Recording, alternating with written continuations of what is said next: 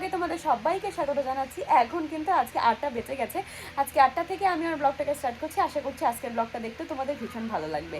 সকালবেলা ঘুম থেকে উঠে পড়েছি, ব্রাশ করে চা খেয়ে নিয়ে আজকে সব কিছুতেই রেডি হয়ে গেছি। আজকে বোনের হচ্ছে এক্সাম দিতে যাবে। তো চলো একটুখানি ও কী পড়ছে কি না পড়ছে, কি পড়া ধরছে সেটা তোমাদের সাথে একটু শেয়ার করি। ইভিএস এক্সাম, তো ওটা হচ্ছে 1.5 ঘন্টার এক্সাম। ওদের নাকি মাল্টিপ্লাই চয়েস, মানে যে কোনো একটা চয়েস করে নিলেই হয়ে যাবে, জাস্ট টিক মার্ক দিলে ওদের এক্সামটা কমপ্লিট হয়ে যাবে, মানে সহজের মধ্যেই আছে।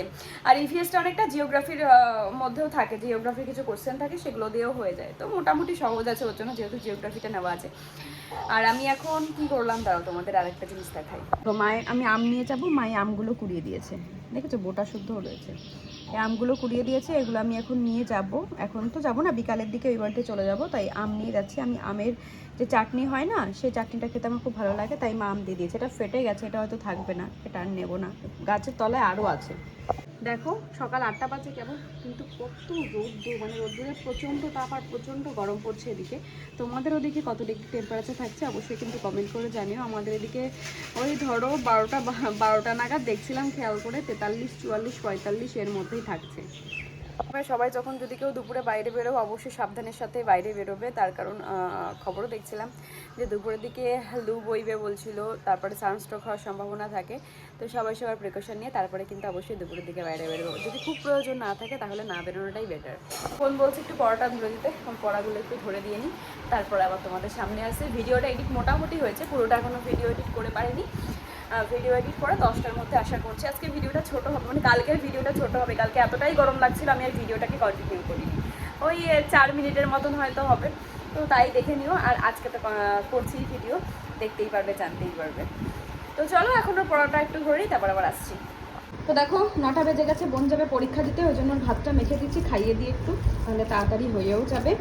ওর 11টা থেকে পরীক্ষা শুরু।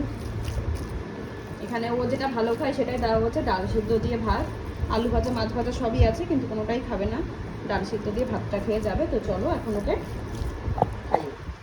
আর এই যে টেনশানে বসে রয়েছে, খুব টেনশন হচ্ছে পরীক্ষা বলে, কিন্তু কিছুতেই টেনশন কমছে না, হাতে ব্যালেন্স থাকে বসে রয়েছে।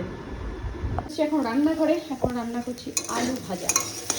আলু ভাজা হওয়ার পরে বড়া ভাজা করবো, যে বড়া ভাজাটা রয়েছে, আর তারপরে করবো তোমাদের দাদার জন্য, আজকে এখানে খাবে তো নিরামিষ একটা তরকারি করবো। তারপরে তো মা ডাল ঢাল আরও যা যা আছে মাছ এগুলো করবে। তো আমি এগুলো একটু করে দিলে কী হবে, মার একটু হেল্প হবে।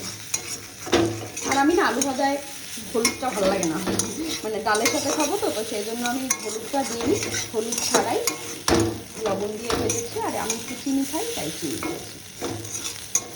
চলো আলু ভাজাটা হয়ে গেছে, আমি নামিয়ে নিই। এই যে দেখো বোনের পরীক্ষা এখন বেরিয়ে গেল, বাইরে এখনই যা গরম, বললাম একটু ঠিকঠাক করে দেখে শুনে যাস। দেখো মা এখন এখানে ভাজছে পকোড়া, বোন গেছে পরীক্ষা দিতে, আসলে বোন আমি সবাই মিলে এখন পকোড়া ভাজাটা খাবো।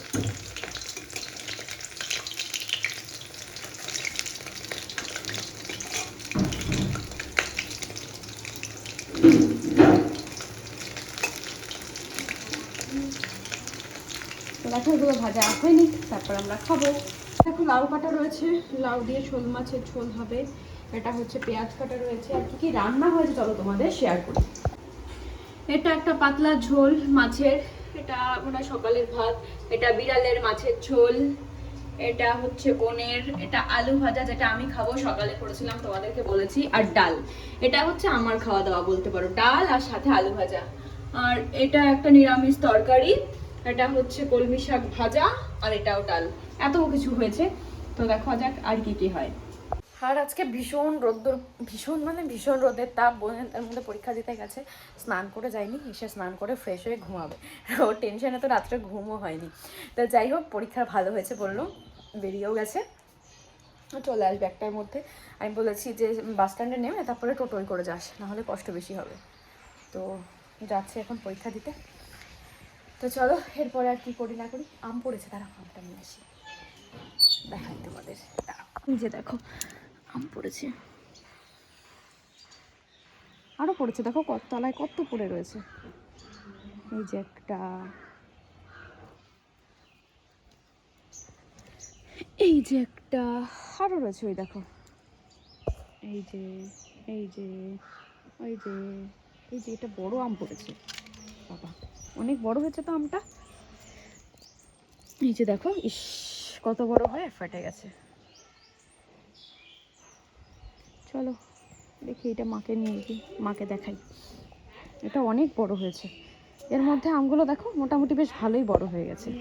স্নান টান করে এখন চলে এসেছি খাওয়া দাওয়া করতে। তোমাদের বলেছিলাম আজকে ডাল আর আলু ভাজা দিয়ে খাবো। তো দেখো ভাত দিয়ে দিয়েছে, ওখানে এই যে ডাল, এই যে ডাল, আর এটা হচ্ছে মাছ ভাজা রয়েছে, আর হচ্ছে সাথে আলু ভাজা। তো চলো এগুলো ছটপট এখন ভাতটা খেয়ে। অনেকক্ষণ হলোই আমি এ বাড়িতে চলে এসেছি। এ বাড়িতে এসে যে সমস্ত কাজবাজগুলো ছিল সেগুলো করে নিয়ে এখন আর্ট অ্যান্ড ক্রাফটের ক্লাস করাতে বসেছি। দিনই কেন চোখ মুখগুলো এরকম লাগছে, কেন মনে হচ্ছে আমি অসুস্থ রোগী। মোটেও এরকম না, কেন এরকম লাগছে আমি জানি না, হয়তো গরমের জন্য। তো চলো এবার ওরা কী কী কাজ আমি ওদের শেখাচ্ছি সেগুলো তোমাদের সাথে একটুখানি শেয়ার করছি। চোখ মুখগুলো ফুলে গেছে কেন, সরি ওই ক্যামেরাতে তোমার মানে ধুলোর জন্য হয়তো এরকম লাগছিল, এখন মোটামুটি ঠিক আছে। তো চলো ওদের একটু কাজগুলো তোমাদের সাথে শেয়ার করি। দেখো হচ্ছে এখন থালায় কাজটা করছে। মাটির যে থালাগুলো হয় সেগুলোতে ক্লে দিয়ে প্লাস কালার দিয়ে একটা গোপাল ঠাকুর করছে। তো দেখতে থাকো। এটা অনেক দিনের কাজ, এখনও শেষ হয়নি, কমপ্লিট করছে। এটা মাঝখানেও 2-3টে কাজ করেছিল। আর ও হচ্ছে কেবল পাঞ্জাবি ডিজাইন করবে বলে, মানে প্র্যাকটিস করবে বলে স্টার্ট করেছে। তার আগে ওই দেখো যে থালাটা দেখতে পাচ্ছ, এই থালাটা করবে বলে থালাটা ধুয়ে বেস কালারটা ওর উপর চাপিয়ে দিয়ে শুকাতে দেওয়া হয়েছে। চাইলে এখনই করতে পারি, কিন্তু আগে এটা করিয়ে নেব, মানে যাতে হাতটা আর একটু বেশি সেট হয়, তারপরে ওখানে করাবো। কারণ ভাবছি ওটাই হয় কলকা দেবো, নাহলে ফিগার স্কেচ। তো ফিগার স্কেচ দিলে আগে তোকে সেটা শেখাতে হবে, তো সেই জন্য ভাবলাম আগে তুলি ধরাটা আরও বেশি ভালো হয়ে নিই, তারপরে ওখানে করলে বেশি ভালো হবে। আর এদিকে ও করছে হচ্ছে ফিগার স্কেচ, ফিগার ড্রয়িং। দাঁড়াও তোমাদের দেখাচ্ছি। ফিগার করছে, প্যালেটে ঢুকে গেছে। দাঁড়াও, এই যে কেমন লাগছে অবশ্যই কিন্তু কমেন্ট করে জানিও। এখন শেষ হয়নি, তো করতে থাকো।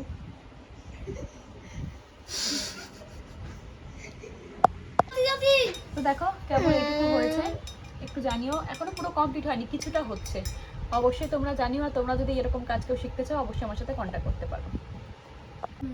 দেখো আজকে ফার্স্ট শেখালাম মানে ফেস কিভাবে করতে হয়। তো প্রথম হিসাবে কেমন করেছে অবশ্যই কিন্তু কমেন্ট করে জানিও।